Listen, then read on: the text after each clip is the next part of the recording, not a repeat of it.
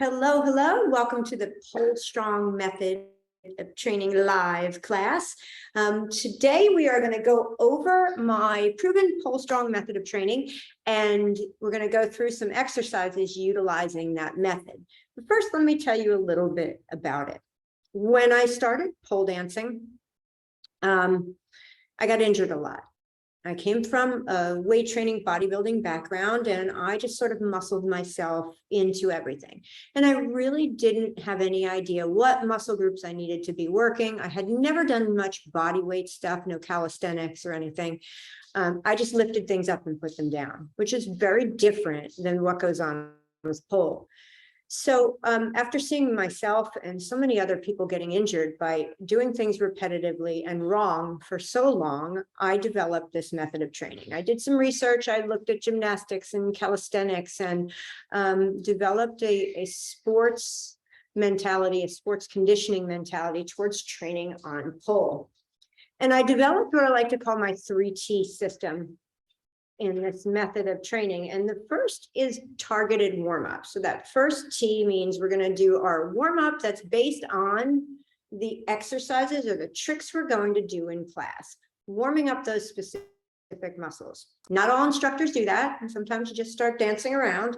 And I know as an older poler, I find if the warm-up isn't comprehensive and it's not targeted to what I'm going to do, I have a hard time getting into tricks. So that's the first T. The second T is trick-specific drills. So we're going to do some of those today. So if we were going to work on Cupids in class, you'd want to do some conditioning drills that target the hamstrings and the glutes. So that's our second T. And then the third is technique tips. And a lot of times we start doing our tricks wrong and we develop some bad habits. Not necessarily wrong, but not in the most efficient way.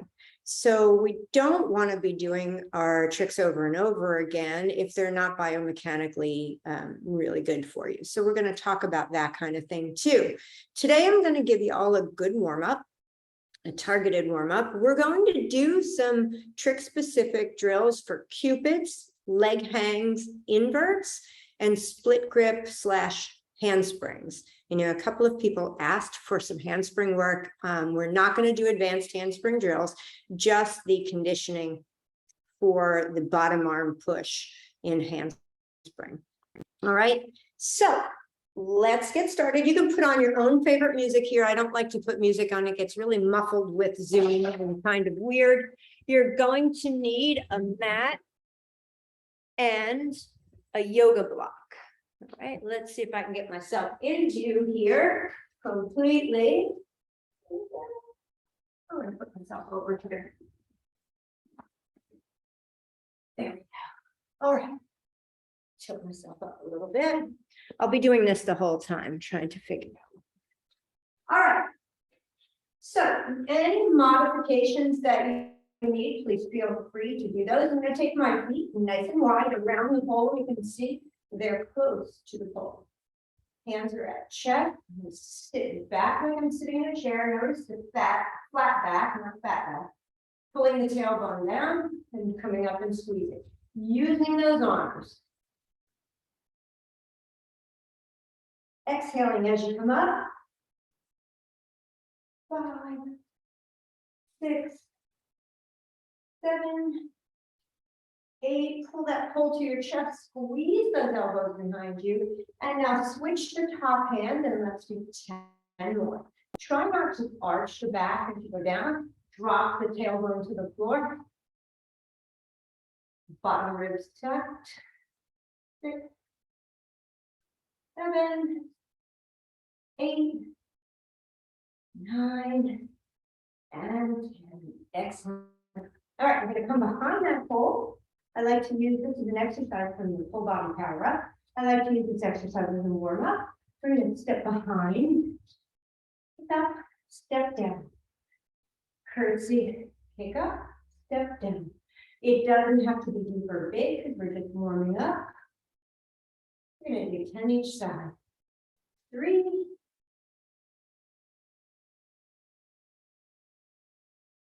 4,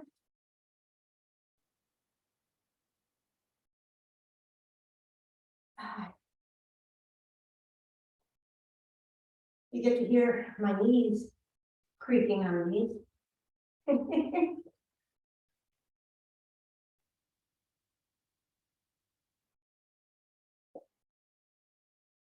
more each side.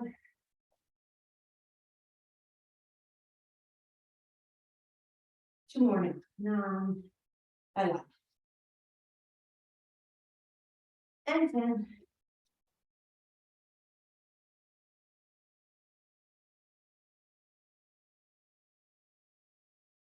Just setting out my mat. Take a step out into a lunge to one side. Notice the standing leg is straight, and then I sit back, hinging at the hips. 6, tummy tight. 7, 8, 9, and 10. Let's do 10 more with a knee lift. Now you can modify this as well. If you don't want to lift the knee, you don't have to. 5, 6, 7, 8, 9, and 10. Excellent. Step it out and go the other way. Oh, not yet. Got ahead of myself. Forward. Oh, do you hear that hip pop? Standing leg straight, sinking back in a hip hinge, tummy tight. 9, 10, and let's lift that knee. 1, 2. So we're warming up those legs nice and good for Cupid work. 6, 7, 8, 9, and all right. Just step side to side, getting the heart rate up, and warming up the lats and the shoulders. For an invert and split grip work.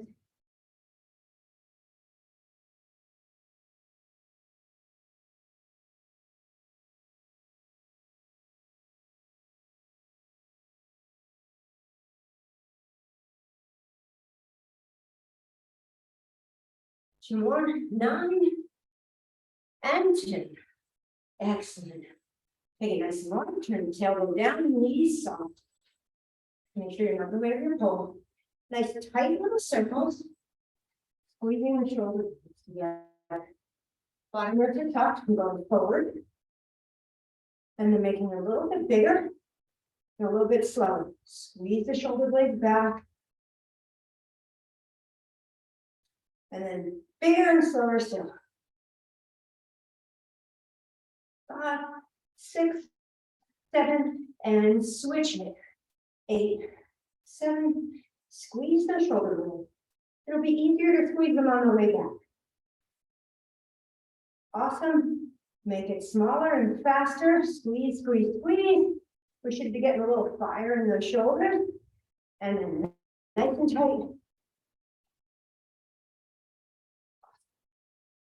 And shake it out. All right, we're going to take it to the floor. I'm going to put my hair up because I'm sweating now. It's only about 92 degrees here at 7 o'clock in South Carolina. All right. Let's grab our block. We're going to do the first of my staples conditioning exercises. And I use these in every warm up because they help to get the mind into the pecs, lats, and serratus, our push muscles for pole, and they help warm those muscles up and get that mind muscle connection. All right, we're going to take the block onto the floor, one hand on the block, one hand on the floor, feet wide. Right, so a nice and wide blank. Now I'm not going to turn this shoulder over. I'm actually going to hold across my body. You don't have to hold across the body.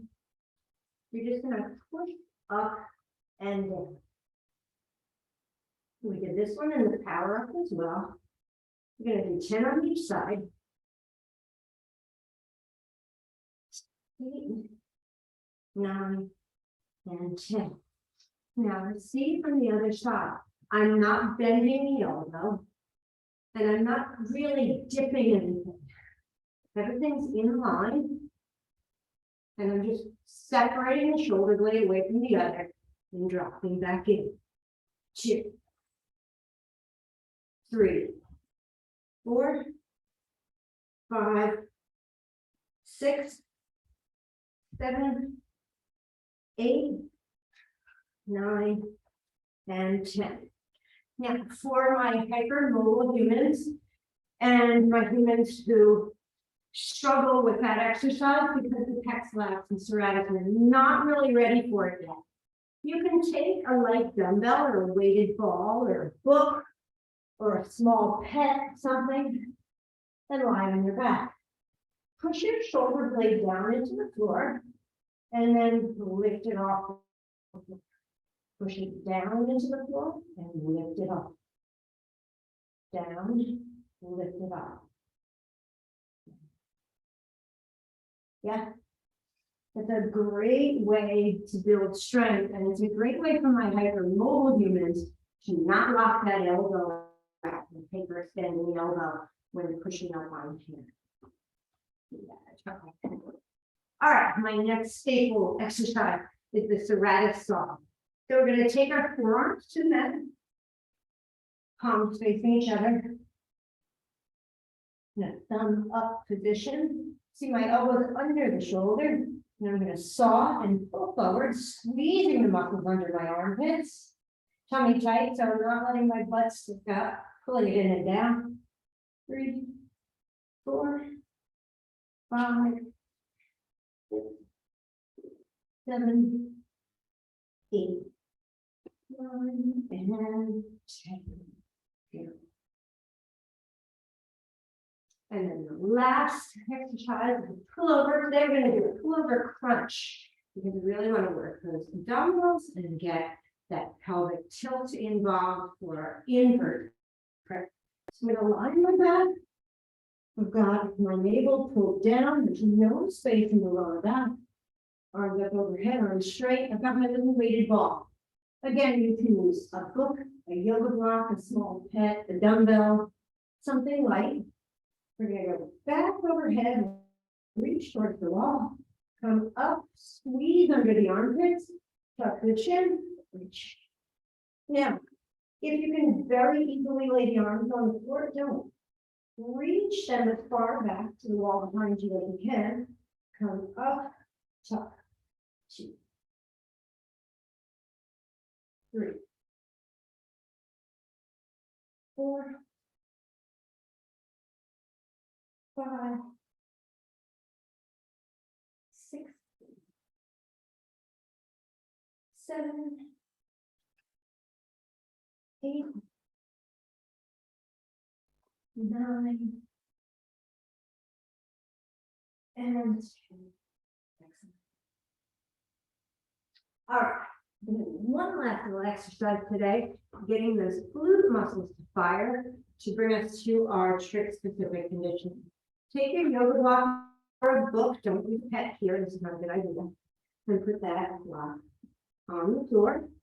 You're going to place your foot on that block in a position where you can lift up into a bridge easily, driving into the block. I'm going to lift up and lift my leg. Lower the hips, lower the leg. Sweep the leg out to the side. Drive up 2 and sweep. 3 and sweep. 4. You can keep the hands on the floor or the triceps pressing into the floor. 6. If you want to make this harder, you can take the arms up and over the head. 8. 9 and 10. And we're going to do that on the other side.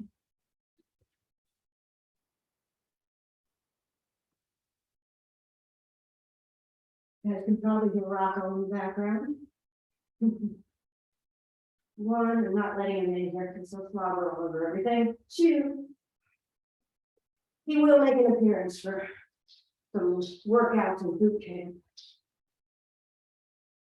5.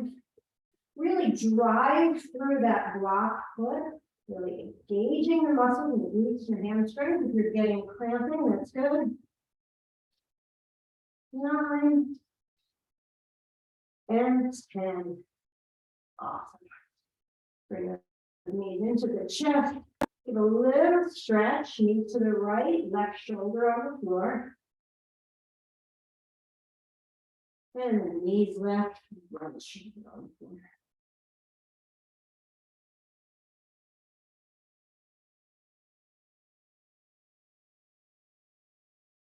All right, let's get to it. We're going to start with some exercises for our Cupid. We're going to mix this together with our fan kick exercise that we did with power up. So those of you that did power up with me. So standing foot faces away from the pole. Inside leg comes up, knee about hip height, and the hip presses forward. Now this is going to have a slight bend to it.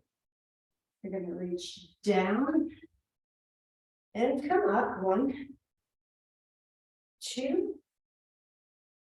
3.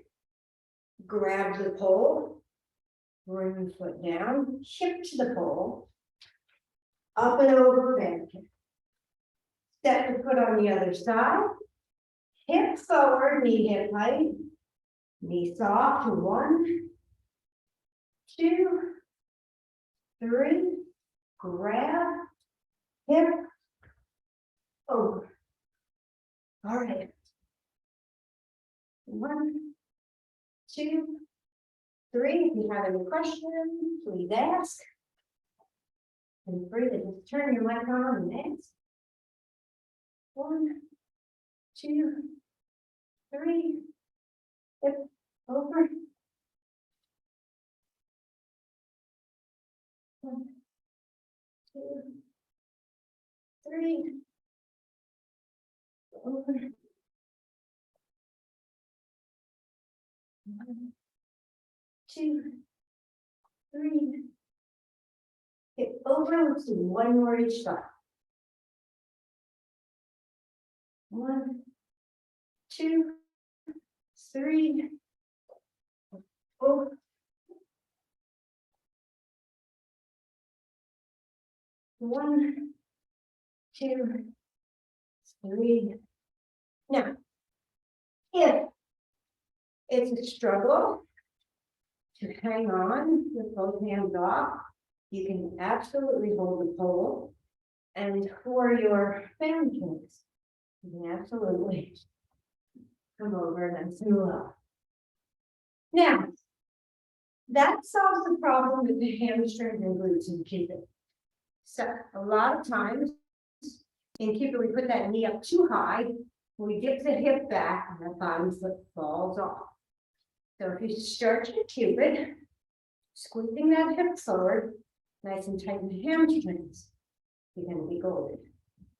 Another really good way to recruit those hamstring fibers is to grab your yoga block, standing knee soft, squeeze the block between your heel and your butt, tummy tight, and push back. 1, 2, you should feel some light cramping. 3, 4. If you don't feel any cramping, make the block smaller.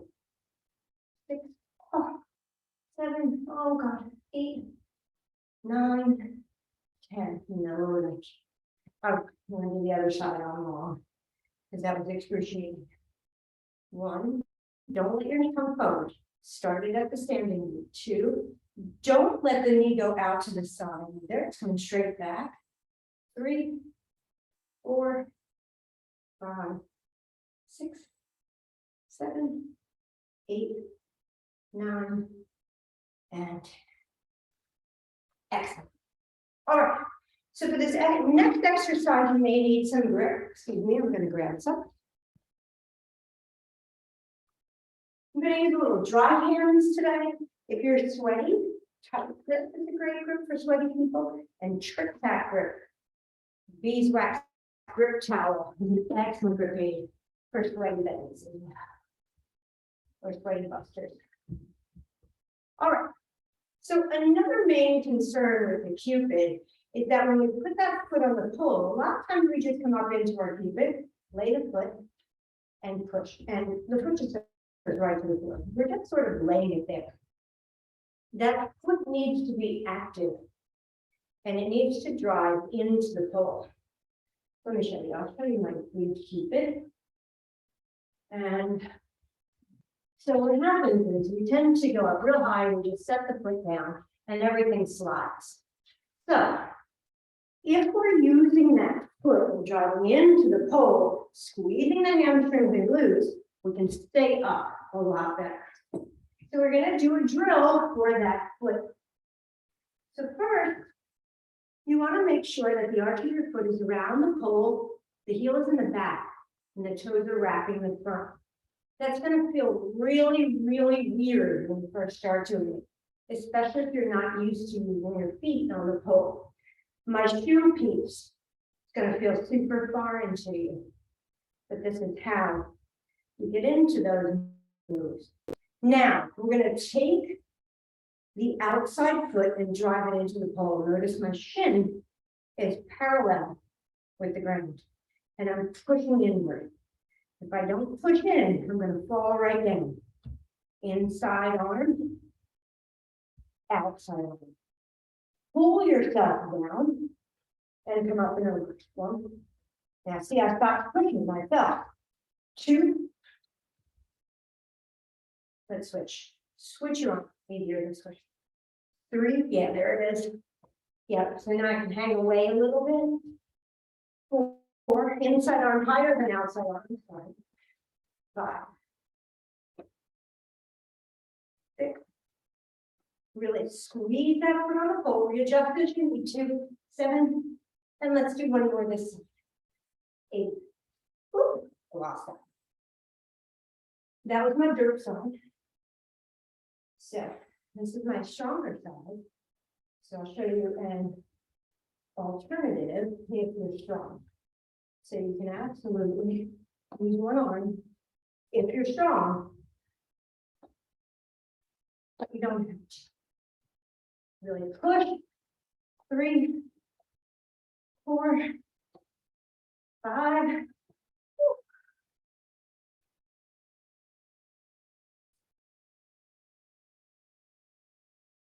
7, 8. Now, a little extra for you. If you found those easy, push in, pull. When you come up, grab your Cupid. Oh, yeah. One more. If you've never done a Cupid before, that's probably not the way to do it. All right. Brief check-in. Give me a thumbs up if you're doing good. All right, I'm going to grab a drink and we're going to move on.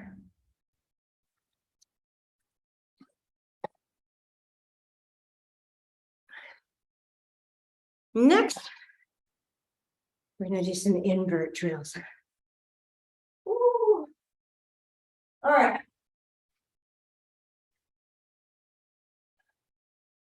Yeah, so there's that. So an invert, whether you do a chopper or you just go up to the pole, requires the arms to start in bent position and then straighten and then bending. So this drill is awesome for getting those arms to bend. Now, we don't want the arms to do all of the work. We want the pecs, lats, and serratus, those under armpit muscles, to do a lot of them, not just the biceps and shoulders. All right. I call these Albertos because I learned them from Alberto Del Campo, full superstar and circus performer, and they're always hard. So I'm starting with my upper arm parallel with the floor, baseball grip, thumb wrapped on the opposite side of the fingers. Now, I'm never going to let the hip come away from the pole. I am going to let my upper body come away from the pole. And I want to end up rotating the hand so that I'm hanging body in on the pole, and then start to pull from the lats and up into the bicep. Then knees can bend. It doesn't have to be a huge back bend. 2, 3, tummy tight, 4, 5, 6, 7, 8, 9, and 10. Don't be surprised if when you switch sides, it feels very different. One side goes a little derpier than the other. All right. Hip on the pole, body stays in contact the whole time. Extend, rotate the hand, reach down, pull with the lats, then the biceps. 2. Don't arch too much. 3, you can bend those knees. 4, 5, 6, 7, 8, 9, and 10. So that is designed to help us with that pull and release motion in an invert. Now, the harder part in the invert is getting the pelvis to tuck and to get the booty up over the head. So I've had a chopper invert, and I've had it for a long time, but I still do this conditioning exercise because I think it's awesome. Because it really helps me open my hips and get my butt up over my head. I want you to think about squeezing your side butts. Right, so that's what helps to open your legs further. The head is about a hand's distance away from the pole. The hands are in double cup width. Elbows come in towards one another and down. So they're not touching and they're not here. Straight and pulling downward. Remember that movement we did in the serratus saw?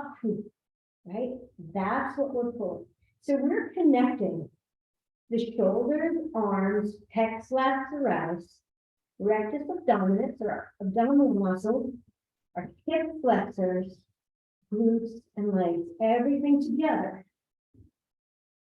We're going to extend those legs out, and we'll make the widest straddle we can. Mine's not impressive, that's okay. And then from here, pull against the pole, and bring yourself up. Now, some of you will be able to touch your feet back very easily. If you can touch your feet back from here with the hips on the ground, don't. I want you to think about driving your feet towards the wall behind you so that you're getting up and curl before you touch. We really want to bring this pubic bone right up to the sternum.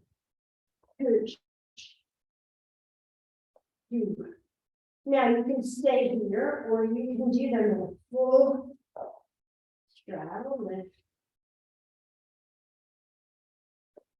Squeeze the side of your butt to get those legs wider. Maybe 3 more. 6, 7, 8. You should feel your hip flexors, your outer hips talking to you, your abs a little bit, on your armpits. Yeah. Okay. Now, what tends to happen once we start inverting is that we can get upside down and we can catch that leg and kind of twist ourselves up.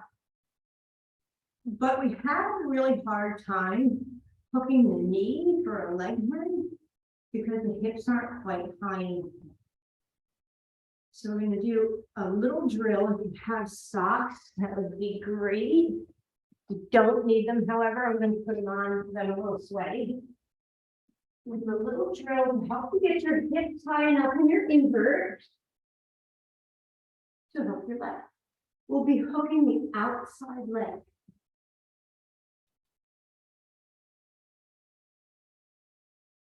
Then I'll show you from different angles. I'm going to come in as if I were going to invert with the pole right at about armpit boob level. And now I'm going to lift the hips up, hook the knee, release, boom, and down. Lift up, hook, and show you from this angle.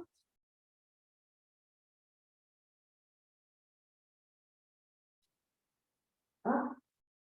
Can you use both hands? Absolutely. I like to have one on the floor. You can take it down and add more abdominal work. As you drive those feet up, squeeze the butt. Let's do two more this side.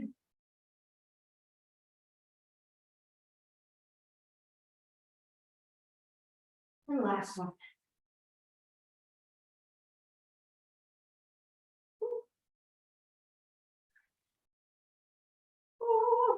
I'll show you the butt angle on a couple of the other side. Yeah.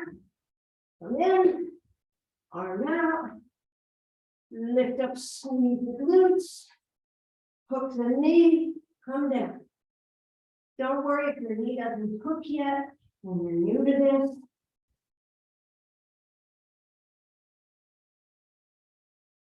Three.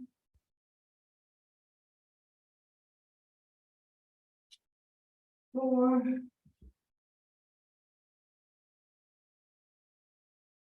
Five. All right, give me another round. I'll do three more here. If I'm pressing down, if I'm pulling, right? Oh, drawing.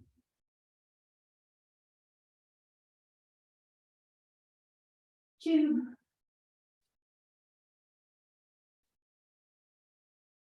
And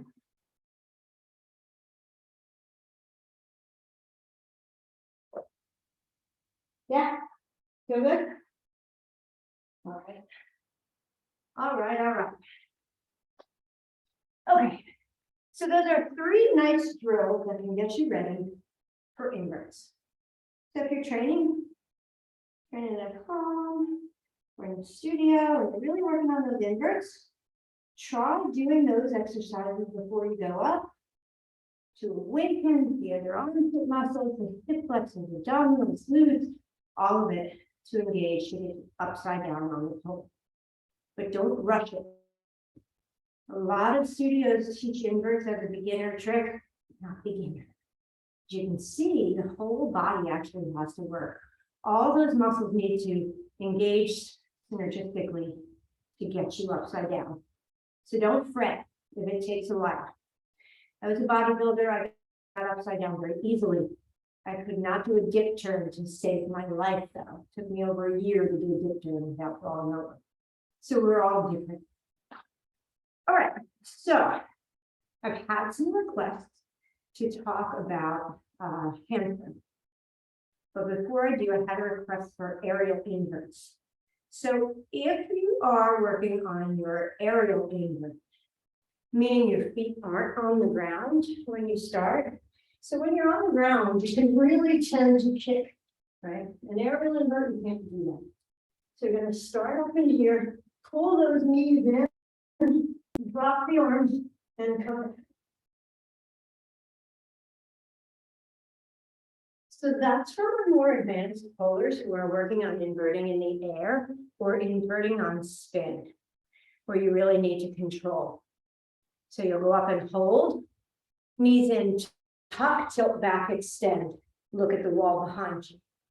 Pull up and come back in. Right? All right, now on to handspring. So handspring is a very advanced move, and it's an invert. It's just an advanced invert. You can use true grip, cup grip or twisted grip. True grip means we used to call it baseball grip, where your thumb and fingers are on the opposite side of the pole, thumb facing up to the ceiling.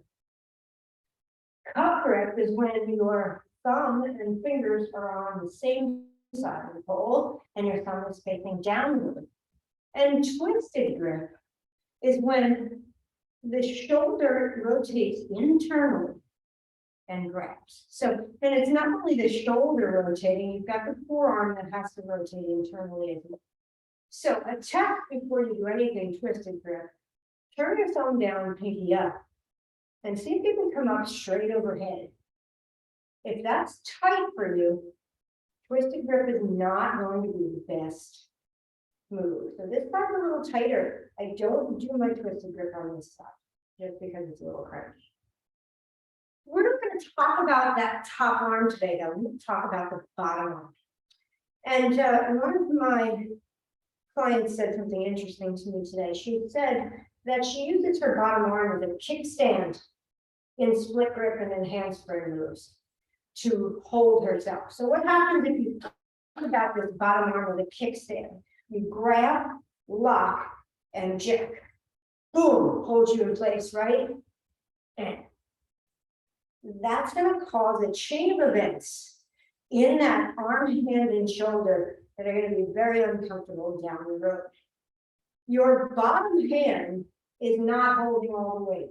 You're going between your top hand and bottom hand, pushing and pulling, right? So handspring, push and pull. We're not doing that today. We are focusing on this bottom hand. So in split grip, which this is split grip, boom, right? I'm not locking this out and jacking it up. I've got a slight bend, and I'm not squeezing. So we were taught in OG pole classes like 10 years ago, put your finger down and wrap your other fingers around and squeeze. What that does is cause you to over grip with the hand, the finger muscles. And if you do that, if you squeeze really hard like this, you'll feel your whole wrist and forearm really tight. It's not entirely wrong, but we want to be able to work with the muscles in the hand, not the fingers. So if you take your thumb, meaty part of your thumb, and first joint of the pinky, and bring them towards each other, not pinky and thumb together, joints together. You're going to feel your hand get tired when you do this, and it's not going to be so intense in your wrist and forearm. So if you can actually hold that bottom hand with these muscles, you don't run the risk of jacking the wrist up and getting really stuck in that kickstand. And so it'll help you move and slide the hand around for more advanced moves like full moon and moving in and out of things. So we're going to work today with that bottom arm push for your handspring. I want you to really think about these muscles here, not this. Tell your trapezius, upper back here, to stay quiet. No talking. Place the hand on the pole, squeeze the thumb and pinky muscles together. And now the further you are away from the pole, the harder it's going to be. So don't come way out here if you've never done this one before. Wrist, elbow, shoulder in line. So not here. See this bend? No bueno. Facing sideways. I'm just going to bend and push. And now notice my fingers are wiggling. I'm not beating. Grabbing the pole and just squeezing with those hand muscles. And then really squeezing here. So put your fingers in here. And do 10 of those. And then take it to the other side. This is my dirt side. Not quite as strong. And you'll see that. I don't have as good a range of motion on this side, but that just means I need to do it more.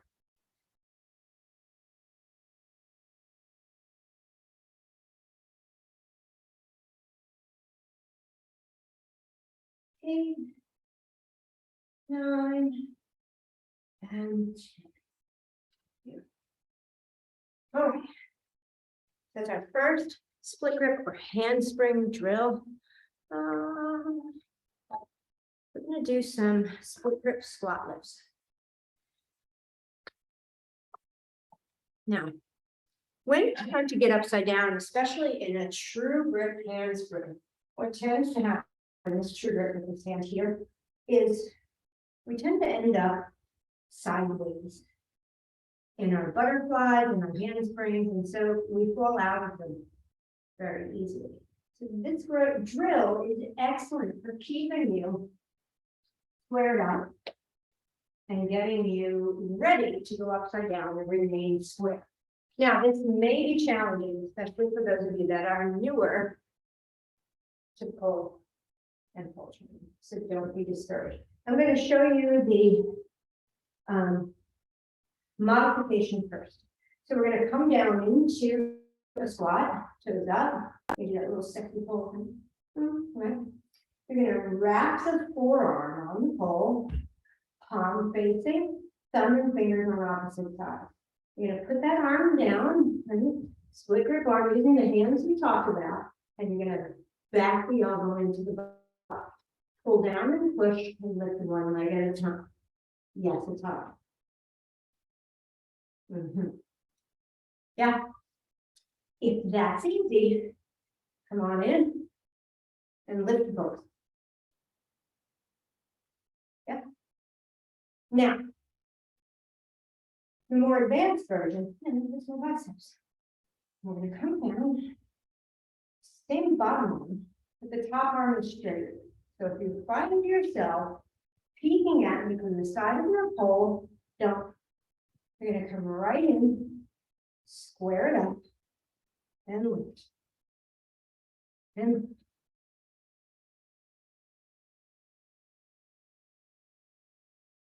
Can you do one at a time? That's a 2.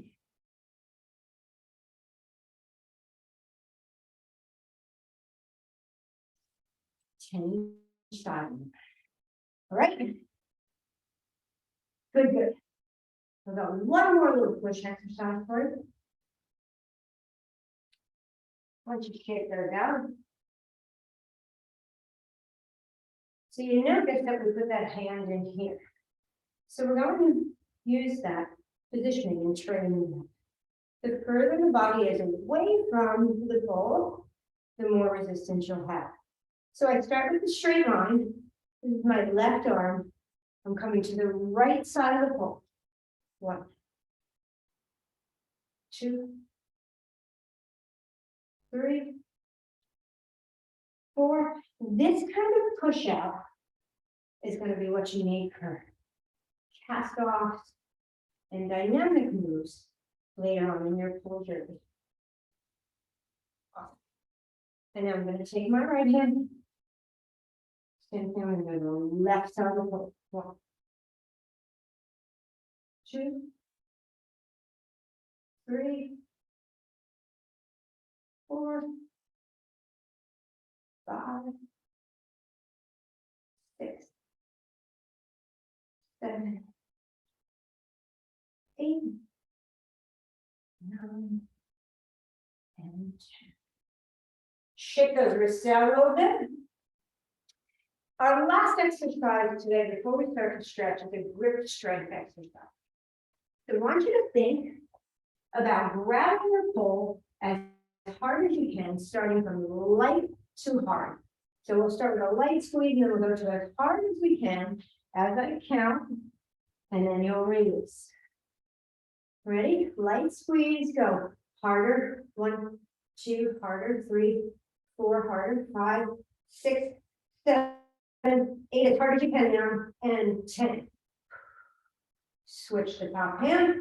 Again, light to hard. 1, 2, 3, harder. 4, 5, 6, 7, 8, 9, 10. Yeah. This I want you to think about twisting your pole apart. One hand goes one way, the other. Right, so we're going to start twisting and then twist harder and harder and harder as we go. Ready?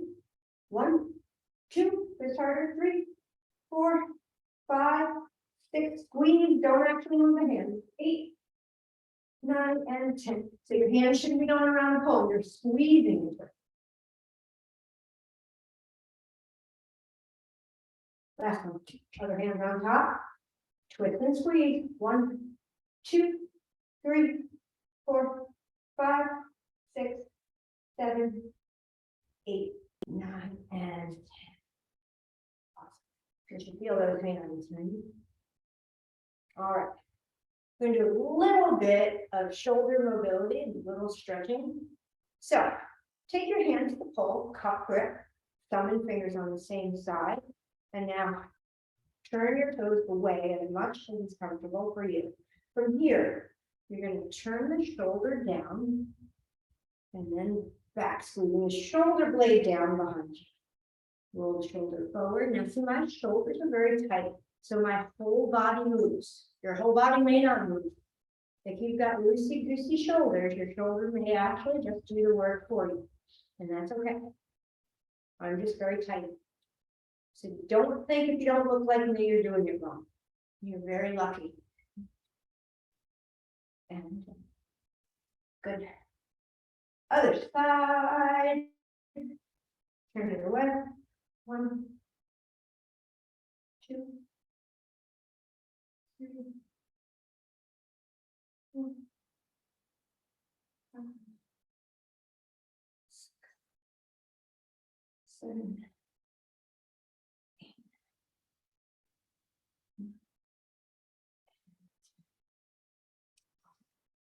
I do my favorite little hip opener. Stretch. Going to take the legs nice and wide. Come all the way down, hands either to the floor or to the shins. If you can't reach the floor, grab your shins. Back is nice and flat, spine long. Drop the head and then wash the wall behind you with your butt. Just shift your butt side to side. Give it a nice wash.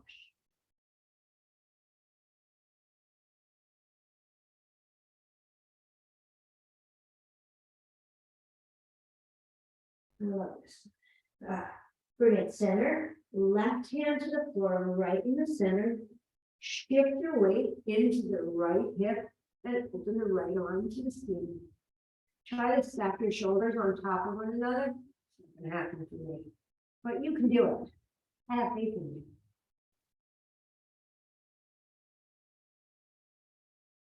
Bring it back to center, shift the hips center, right hand to the floor, shift the hips left, left arm up and over. Try to stack those shoulders. 40, 40.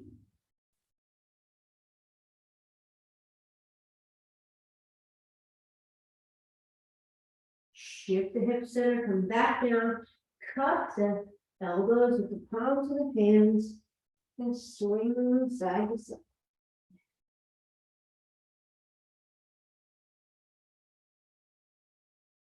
Hands to the floor, bend the knees, and walk, heel toe your way in, round up nice and slow. Take a nice deep breath in, inhale it up, and exhale. And that is your PoleStrong Method workout for the day. I hope you enjoyed it. And if you have questions, shoot them my way.